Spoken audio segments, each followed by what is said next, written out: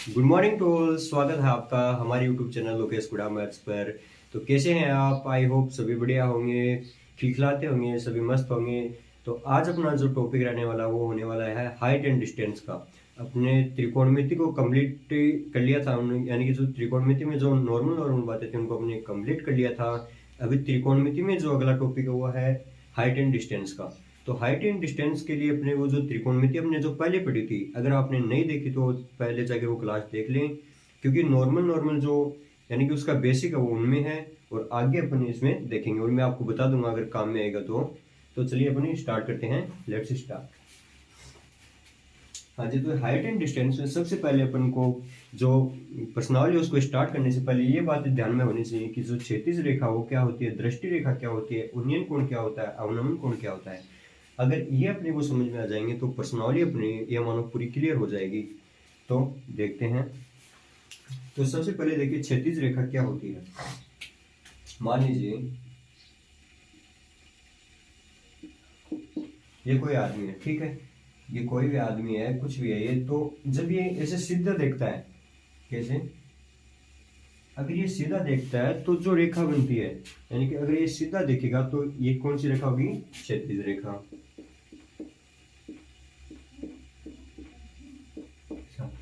अभी दूसरी क्षैतिज रेखा तो इतना ही कह रहे, इसका दृष्टि रेखा, अपनी जो दृष्टि वो ऊपर नीचे किधर भी हो सकती है। देखिए कैसे, अगर ऐसे या ऐसे, तो ये क्या होती है? ये होती है दृष्टि रेखा, ठीक है।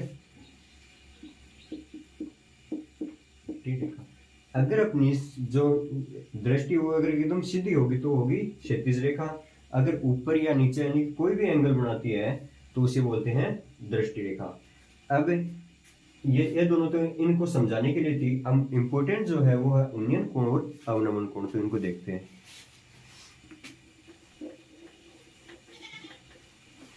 ठीक,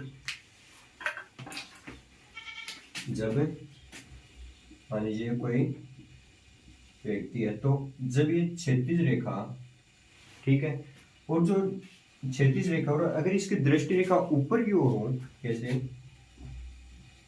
ठीक है, तब क्षैतिज रेखा और जो दृष्टि रेखा है उसके बीच में जो कोण बनता है उसको बोलते हैं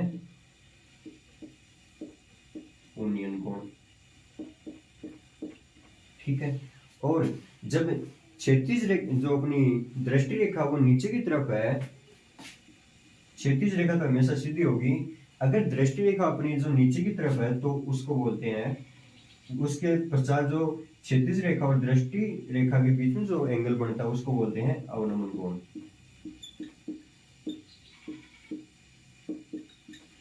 सीधी साधारण भाषा में इसको समझिए, अगर अपन नीचे देखते हैं तो जो क्षैतिज रेखा है, ऐसे समझिए, जो अपन इसको नीचे देखते हैं तो ये क्षैतिज रेखा और इसको नीचे देखते हैं तब इसके बीच में जो कोण बनता है उसको बोलते हैं अवनमन कोण।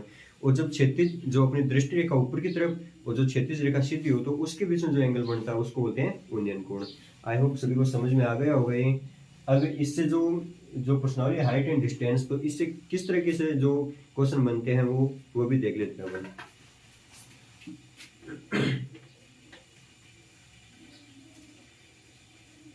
ये प्रश्नावली अपनी बहुत ही आसान होती है और इससे क्वेश्चन भी आता है, 3 से 4 नंबर का क्वेश्चन आता है। तो क्वेश्चन किस तरीके से आता है वो देखिए। इसमें सबसे पहले आपको ये जो पहले भी पढ़ाया था मैंने वो ध्यान में होना चाहिए। जो त्रिभुज है इसमें क्या होता है? कर्ण। ये क्या होता है? अगर ये थीटा हो तो थीटा के सामने क्या होता है? लंब। और जो थीटा जिसके साथ बनता हो यानी जो बचा हुआ वो होता है आधार। और ये 90 डिग्री, इसको हम नाम देते हैं ए बी सी, ठीक है। इस पाइथागोरस प्रमेय यूज होगी इसमें। तो कर्ण का स्क्वायर इज इक्वल टू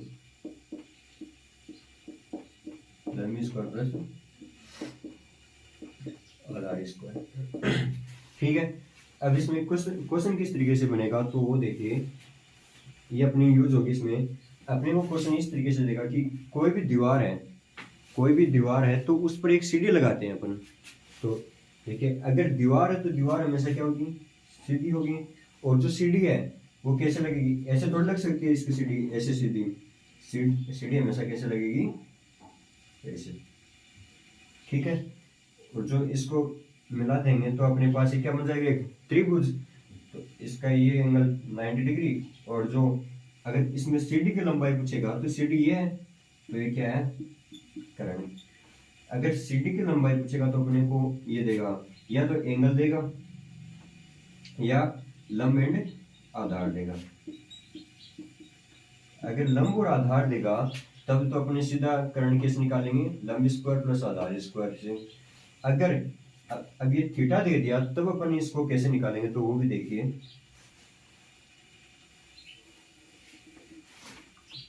अगर अपने को लंब और आधार की जरूरत होती है और थीटा दे रखा होता है तो क्या होता है, टेन थीटा मैंने आपको बताया था लाल बटे काका से।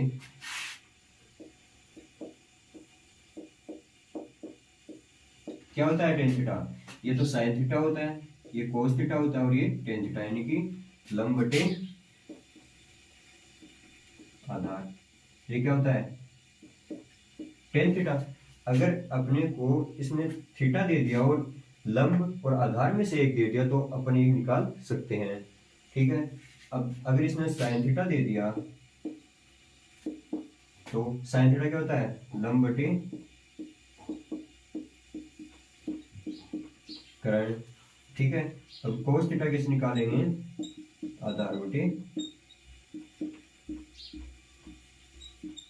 या तो आपको ये सीधे याद होने चाहिए। अगर सीधे याद होंगे तो जो अपनी प्रश्नावली है वो बहुत ईजी हो जाएगी। अगर सीधे भी याद नहीं है तो ये अपने को लाल बटे का ये याद होना चाहिए। ठीक है, अब ये किस तरीके से यूज होंगे तो ये अपन देख लेते हैं इसमें।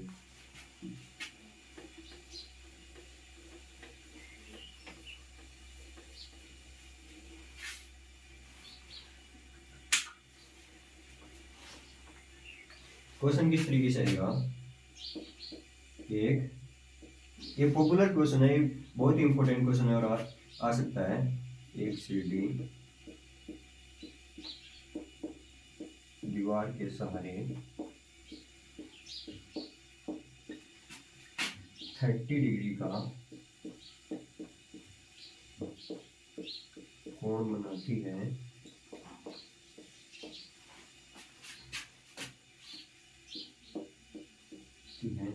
एवं दीवार से आधार तक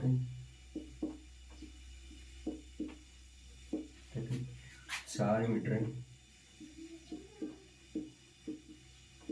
लंबी है, तो सीढ़ी की लंबाई याद कीजिए। इस तरीके से अपने क्वेश्चन आएगा। इस क्वेश्चन में क्या हो सकता है, यानी कि एंगल चेंज हो सकता है, ये जो दूरी दे रखी है ये चेंज हो सकती है, यानी कि डाटा चेंज हो सकता है, लेकिन क्वेश्चन सेम इसी तरीके से आएगा। तो अपने को सबसे पहले तो जो ये प्रश्नावली है इसमें जो डायग्राम बनाना होता है वो डायग्राम बनाना सबसे ज्यादा इंपॉर्टेंट होता है इस प्रश्नावली में। तो डायग्राम कैसे बनता है वो ध्यान से देखना आप। एक सीढ़ी दीवार के सहारे लगी हुई है, तो सीधी ये दीवार बना देंगे। ठीक है, अब ये सीढ़ी लगी हुई है, ठीक है, और ये बेस हो गया इसका। अभी दीवार के साथ कितना एंगल बना रही है, ये 30 डिग्री का। ठीक है, 30 डिग्री का एंगल ये हो गया। ठीक है, अब ये 90 डिग्री हो गया, और आगे क्या दिया इसने, दीवार से आधार तक 4 मीटर लंबी है, यानी कि ये इसको इसका सीधा सा मतलब है कि जो इस बिंदु से इस बिंदु तक, ये क्वेश्चन में थोड़ा, यानी कि इस क्वेश्चन में थोड़ा डाउट है, सस्पेंस है, तो यानी कि इससे समझिए आप। अपने को ये दे रखा है, इस क्वेश्चन पर ध्यान मत दीजिए, ये दे रखा है और ये एंगल दे रखा है इसने 30 डिग्री। ठीक है, अब ये दे रखा है, ये 30 डिग्री भी दिया हुआ है, तो अपने को क्या निकालना है, सीडी की लंबाई। और सीडी की लंबाई क्या है, ये रही। तो इसको एक नामकरण कर देते हैं इसका, ए बी सी। अपने को इसने ए बी दिया हुआ है और क्या निकालना है, ए सी। तो कैसे निकालेंगे, इसमें सबसे पहले अगर थीटा दिया हुआ है तो अपने को ये निकालना है, क्या, आधार। तभी तो अपन कर्ण निकाल सकते हैं। कर्ण कैसे, कर्ण स्क्वायर इज इक्वल टू लंब स्क्वायर प्लस आधार स्क्वायर, जो अपनी पाइथागोरस प्रमेय होती है उससे। अब अगर अपने को लंब दिया और आधार दिया, इनकी दोनों की बात करनी है तो कौन सा फॉर्मूला लगेगा, तो tan theta is equal to लंब बटे आधार। ठीक है, अब लंब कितना दिया हुआ इसने, 4 बटे आधार। ठीक है, अब tan थीटा की वैल्यू कितनी है, 30 degree. tan 30 degree is equal to 4 बटे आधार को लिख देंगे अपन 20। ठीक है, अब tan 30 डिग्री की वैल्यू मैंने आपको सभी को टेबल बनाकर याद करवाए थे। अगर टेबल वाला जो आपने वीडियो नहीं देखा तो वीडियो देख ले, 5 मिनट में आपको ये पूरी टेबल यानी कि पूरी याद हो जाएगी। अभी tan 30 का वैल्यू मैं तो सीधा लिख रहा हूँ, tan 30 का वैल्यू होता है बटे √3, अब 4 बटे 20। अब इसको क्रॉस मल्टीप्लाई कर देंगे, तब एक क्वेश्चन कोई काम का नहीं है, जो मैंने यहाँ पर लैंग्वेज लिखी है ये आप केवल इस डायग्राम से समझिए। ठीक है, तो 20 इज इक्वल टू, ये इससे गुना हो जाएगा और ये इससे, तो 4√3।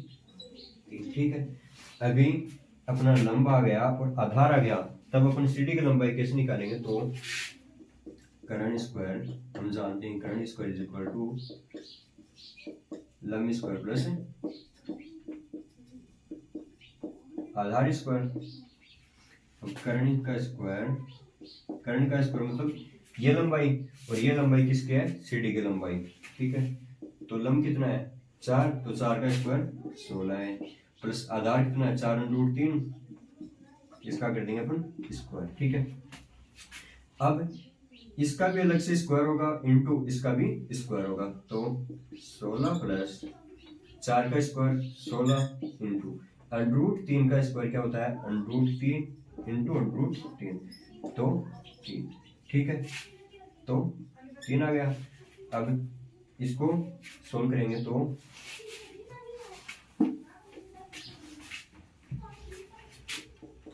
16 प्लस 16 को 3 से गुणा करेंगे तो क्या आएगा, 16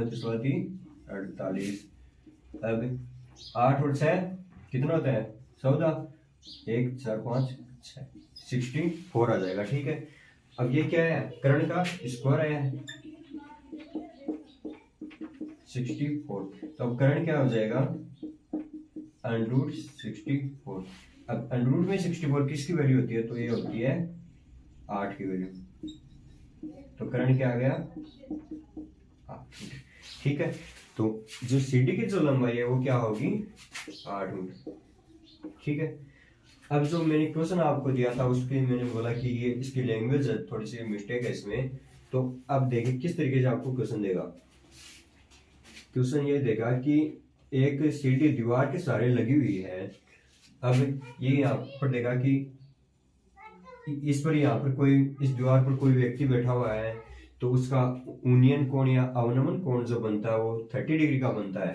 तब ये याद रखना कि अगर इस जेड की आकृति में ये कोण अगर थीटा है तो ये भी क्या होगा, थीटा होगा। ये बात याद रखनी है, अगर यहाँ पर ये 30 डिग्री है तो ये 30 डिग्री होगा। ये यूनियन या अवनमन का खेल देगा अपने को, तो इसको अपने को ध्यान में रखना है। ठीक है, एवं जो व्यक्ति ऊपर दीवार के ऊपर बैठा हुआ है, जो उसके आधार यानी कि नीचे से, दीवार के नीचे से उसकी जो दूरी है वो है 4 मीटर, तब सीडी की लंबाई क्या होगी, इस तरीके से अपने को क्वेश्चन देगा। अभी इसी बेस पर अपने जो प्रश्नावली में 4-5 क्वेश्चन है। अब अपन देखते हैं बहुत ही इंपॉर्टेंट क्वेश्चन जो आने के बहुत ज्यादा चांस है, वो देगी। क्वेश्चन क्या है, एक हवाई जहाज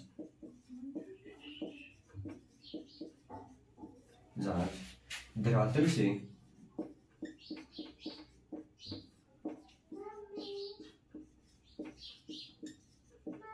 ऊंचाई पर उड़ रहा है। ठीक है, एक व्यक्ति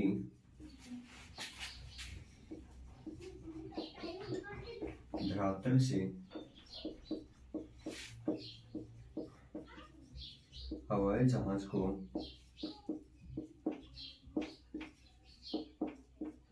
देखता है तो पहले 60 डिग्री पर नजर आता है एवं थोड़ी देर बाद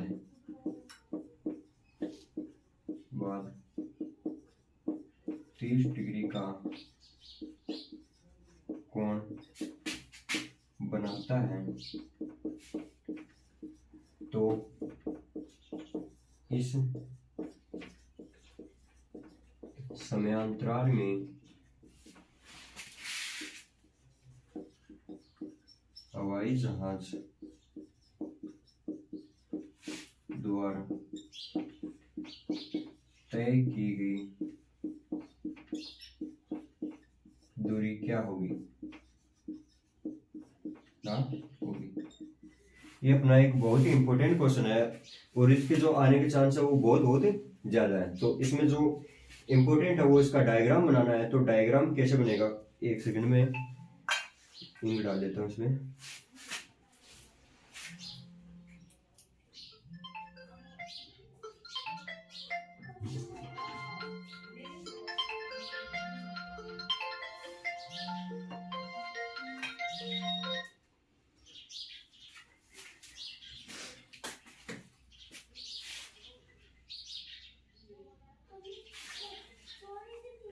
हाँ जी, देखिए इसका जो डायग्राम बनाना है वो बहुत इंपॉर्टेंट है। तो डायग्राम कैसे बनता है वो देखिए। एक हवाई जहाज धरातल से h ऊंचाई पर उड़ रहा है। अब मान लीजिए ये जो हवाई जहाज है वो है, ठीक है।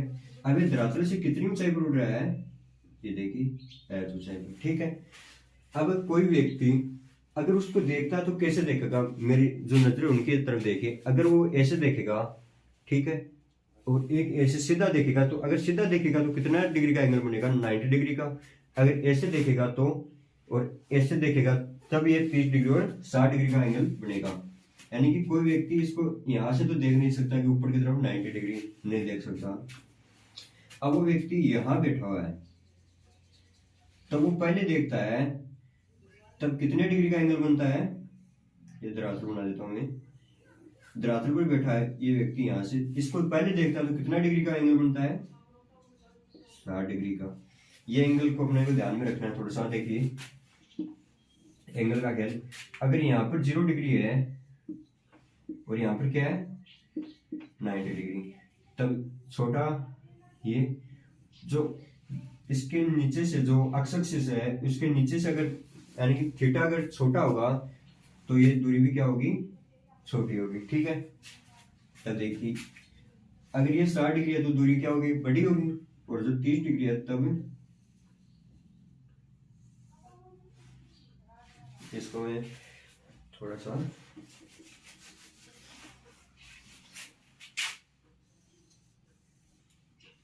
ये है, ठीक है। अब ये जो पूरा एंगल है वो कितना बन रहा है, 60 डिग्री का। और जो ये हाफ एंगल है ये कितना बन रहा है, 30 डिग्री का, ठीक है। अब ये हवाई जहाज यहाँ से उड़ता उड़ता यहाँ तक आ गया, ठीक है। अब धरातल से तो इसकी ऊंचाई है h है, तो ये भी h ही होगी, क्योंकि इन जो प्रश्नों में दिया हुआ उसमें ये नहीं होता है कि हवाई जहाज ऐसे नीचे जाएगा ऊपर जाएगा, हवाई जहाज सीधा सीधा चलेगा केवल, ठीक है। तब जो धरातल से ऊंचाई है वो पहले भी h थी और अब भी h होगी। और जो अपने को डिस्टेंस निकालनी है, पहले उसने यहाँ देखा था, अब उसने देखा है यहाँ पर, ठीक है। तो ये जो डिस्टेंस है ये मान लीजिए क्या है, मान लिया अपन y मान लिया, ठीक है। और जो पहले वो देख रहा था तो वो थी अक्ष मान लेते हैं, ठीक है। ये अपना डायग्राम बनाना सबसे पहले तो ये बहुत इंपॉर्टेंट है, और इसका मैं नामकरण भी कर देता हूँ, A B C D और E। यानी कि ये एग्जाम की दृष्टि से बहुत ज्यादा इंपॉर्टेंट क्वेश्चन है, और इसके तो आने के चांस है, मानो कि अगर इस प्रश्नावली में से बड़ा क्वेश्चन देगा तो ये क्वेश्चन पक्का है, तो ध्यान से समझ लेना इसको। अभी अपने को ये डिस्टेंस निकालनी है, ठीक है। तो अगर अपने ये निकालनी है तो ये दिया हुआ अपने को, यानी कि लंब दिया और आधार निकालना, तो अपने कौन सा फॉर्मूला अप्लाई होगा, tan theta is equal to क्या होता है, लंब बटे आधार। तो ध्यान से देखना, अगर ये पहले टेन 60 डिग्री है, टेन 60 डिग्री है, तब अगर टेन 60 डिग्री है तो डिस्टेंस कितनी होगी, ये वाली, और ऊंचाई ये वाली, तो लंब बटे आधार। अब इसमें लंब क्या है, लंब जो थीटा के सामने वाली भुजा होती है वो क्या होती है, लंब। तो लंब क्या है इसमें, एच, और जो बेस है वो क्या है, एक्स। ठीक है, और जो टेन 60 डिग्री होता है उसकी वैल्यू होती है रूट 3। अब इनको क्रॉस मल्टीप्लाई कर देते हैं अपन, तो root 3 x is equal to H, equation number 1। ठीक है, अभी जो है जहाँ जो 30 डिग्री पर है, और यानी वो कितनी दूरी तय करेगा, तो मान लीजिए y दूरी तय की, तब अगर अब इक्वेशन नंबर सेकंड बनाएंगे तो अपन टेन 30 डिग्री, अब वही लंब क्या है, ये रहा h। अब जो बेस है इसमें लड़के बहुत ज्यादा गलती करते हैं, तो वो देखिए, अगर इसमें बेस दिया हुआ तो यहाँ से यानी कि बिंदु A से D तक पूरी डिस्टेंस लेनी है अपने को, यानी कि अब पहले x ले लिया, अब y ले लेंगे, नहीं, अब जो डिस्टेंस होगी वो होगी x प्लस y। ठीक है, अभी टेन 30 डिग्री की वैल्यू क्या है, 1/√3 इज इक्वल टू एच बटे एक्स प्लस। ठीक है, अब इसको क्रॉस मल्टीप्लाई कर देंगे अपन, तब क्या आएगा, x plus y is equal to √3। ठीक है, अब ये अगर इसमें अपन h की वैल्यू निकाल लेंगे, तब जो y की वैल्यू है, ये y की वैल्यू तो निकालनी अपने को, ये किसके पदों में आ जाएगी, x के पदों में। अगर यहाँ से x की वैल्यू अपन निकाल लेंगे, तब जो y की वैल्यू आएगी h के पदों में, तब अपन x की वैल्यू निकाल लेते हैं यहाँ से, तो x की वैल्यू यहाँ से क्या आ जाएगी, h बटे √3, क्योंकि ये गुणा में था √3, तो इधर जाएगा तो भाग में आ जाएगा। ठीक है, तो y is equal to √3h, अब ये x इधर प्लस में तो इधर जाएगा तो माइनस का, और जो x की वैल्यू है वो क्या है, h बटे √3। ठीक है, अभी y इज इक्वल टू, इसमें से क्या कॉमन लेंगे अपन, h कॉमन आ रहा है दोनों में से, तब √3 माइनस 1 अपॉन √3। इस कॉमन लेने वाले में अगर किसी को दिक्कत आ रही है तो भाई आपको जो प्रिपरेशन करने की बहुत ज्यादा जरूरत है। ठीक है, तो √3 माइनस 1 बटे √3। ठीक है, ये इसका क्या आ जाएगा, आंसर हो जाएगा, अगर h के पदों में दिया हुआ तब, सॉरी, तो √3 इधर जो कॉमन लिया अपन ने, तो इधर मल्टीप्लाई होगा तो क्या हो जाएगा, ये 3 माइनस, भाई अगर √3 से मल्टीप्लाई हुआ तो क्या आएगा, 3 आएगा, तब 3 माइनस 1 h इंटू 2 बटे √3, ये अपना क्या हो जाएगा इसका आंसर, यानी कि जो यहाँ से यहाँ तक जो डिस्टेंस थी वो क्या हो जाएगी, h इंटू 2 बटे √3। ये अपना जो क्वेश्चन था जो बहुत ही इंपॉर्टेंट है, मैंने आपको दो टाइप के क्वेश्चन बता दिए, एक तो यानी कि जो सबसे लेंथी क्वेश्चन था इस प्रश्नावली का वो बता दिया, और एक जिसके बेस पर जो क्वेश्चन आते हैं वो मैंने बता दिया। अभी एक दो क्वेश्चन और देख लेते हैं अपन।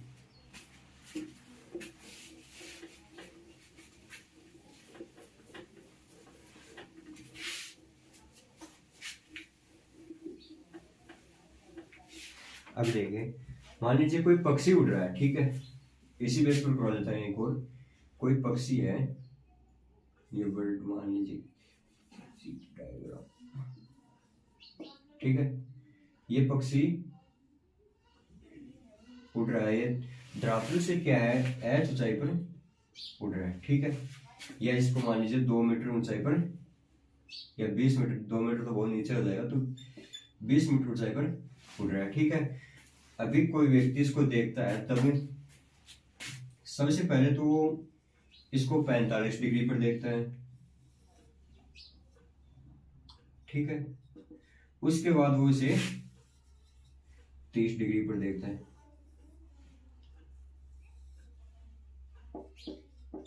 एक बात ये ध्यान रखना कि अगर पक्षी आ जाए, अगर एरोप्लेन आ जाए, कुछ भी आ जाए उड़ने वाला, तो उसको अपन सीधी रेखा में लेंगे, ये नहीं कि उसको ऐसे टेढ़ी मेढ़ी करवा रहे हैं, नहीं। अब इसने पूछा कि जो डिस्टेंस, जो पहले डिस्टेंस थी उसने पहले देखा था वो कितनी दूरी पर था, मान लीजिए वो, इस बार अक्स की वैल्यू अपने को निकालनी है और ये दे रखे हैं, ये मान लीजिए y दे रहा है, ठीक है। तब अपन पहले tan 45 से क्या निकालेंगे, tan 45 के लिए कौन सा त्रिभुज बन रहा है, tan 45 के लिए देखिए ये त्रिभुज बन रहा है tan 45 के लिए, तो tan 45 का क्या होगा, लंब बटे आधार, तो लंब क्या है 20 मीटर, और जो आधार क्या है बटे अक्स, यानी कि अगर 1 से 2 नंबर का क्वेश्चन देगा तो ऐसा प्रश्न दे सकता है अपने को। तो tan 45 की वैल्यू क्या होती है, 1 इक्वल टू 20 बटे अक्स, तो अक्स इक्वल टू 20 मीटर, यानी कि इसको जो अगला जो कोण दिया है उसकी तो जरूरत कब पड़ेगी जब ये अगला y निकालना होगा, और ये कंफ्यूज करने के लिए अपने को दे सकता है ऐसा क्वेश्चन। तो बहुत इजी क्वेश्चन है, जो पहले जो उसने देखा था तो तब वो धरातल से यानी कि 20 मीटर की ऊंचाई पर तो उड़ रहा था और 20 मीटर की दूरी पर ही उड़ रहा था, ठीक है, कोई दिक्कत नहीं होनी चाहिए यहाँ पर। अभी इस प्रश्नावली में एक नदी वाला क्वेश्चन हो रहा है, वो देख लेते हैं। अब मान लीजिए ये कोई नदी है, ठीक है, अब इसमें अपने को ये दे दे कि जो इन नदियों के दोनों के बीच की जो दूरी है वो मान लीजिए 20 मीटर दे दी इसने, ठीक है, और जो पुलिया है वो 45 डिग्री का कोण बनाते हुए बना हुआ है, ठीक है। ये पुलिया कभी भी ऐसे सीधा नहीं हो सकता, अगर उनके बीच की दूरी निकालनी है तब वो उनके बीच की दूरी अपन सीधी निकालेंगे, अगर पुलिया की लंबाई निकालनी है तो जिस प्रकार हमने सीढ़ी की लंबाई निकाली थी उसी प्रकार अपन पुलिया की लंबाई निकालेंगे, ठीक है। अब कोई व्यक्ति देख रहा है तो वो 45 डिग्री के कोण पर देखता है, ठीक है, तब क्या निकालना है, जो व्यक्ति अब सीधा पूछ लेगा कि जो पुलिया की लंबाई है वो क्या होगी, ठीक है। तो पुलिया की लंबाई के लिए अपन क्या निकालेंगे, अगर ये थीटा है तो ये क्या हो जाएगा, ऐसे त्रिभुज बन जाएगा ये इस तरीके से, ये सीधा, और ये क्या है पुलिया की लंबाई, तो ये मान लीजिए x मीटर है, ये दिया उसने 20 मीटर, इस बार इसने ये कोण दे दिया यानी कि यहाँ पर खेला हुआ है 45 मीटर, ये 90 डिग्री, ठीक है। अभी इससे भी अपन निकाल सकते हैं, लेकिन अगर अपन ये थीटा निकालें तो इसके सामने वाली भुजा भी दे रखी है और ये निकाल सकते हैं अपन, ठीक है। अपन जानते हैं कि कोई भी त्रिभुज होता है, आपको समझाने का इस क्वेश्चन से यही तात्पर्य था कि अगर कोई भी त्रिभुज होता है तो मान लीजिए जो एंगल उनके बीच में ए बी सी बनते हैं तो उनका जो टोटल होता है वो होता है 180 डिग्री, ठीक है। अब इसने दो एंगल दे दिए, एक तो 90 डिग्री दे दिया और एक 45 डिग्री दे दिया, plus 45 degree plus C is equal to 180, तब सी का वैल्यू क्या हो जाएगा 180 माइनस 45 माइनस 90, तो सी का वैल्यू क्या हो जाएगा 45 डिग्री, तो ये क्या है 45 डिग्री, ठीक है। अभी अपने को ये अक्ष की वैल्यू निकालनी है, तो अगर अपने को यहाँ पर लंब दिया और कर्ण की वैल्यू निकालनी है तो लंब और कर्ण कौन सी में आते हैं, लाल बटी कक्का से देखो, ये तो पहले में आएगा कि लंब और कर्ण इनकी sine theta is equal to लंब बटे कर्ण। अभी लंब कितना दिया हुआ इसने 20 मीटर और कर्ण क्या है अक्ष, जो साइन थीटा उसकी वैल्यू साइन 45 डिग्री की वैल्यू क्या होती है बटे √2, तो क्रॉस मल्टीप्लाई करेंगे तो अक्ष इज इक्वल टू 20 √2 मीटर, यानी कि जो पुलिया की लंबाई है वो क्या होगी 20 √2 मीटर। तो आज के लिए इतना ही। तो कैसे लगे आपको ये क्लास, अगर अच्छे लगे तो इसको आगे शेयर कीजिए और अच्छे लगे तो इस वीडियो को लाइक शेयर एंड सब्सक्राइब कीजिए। धन्यवाद।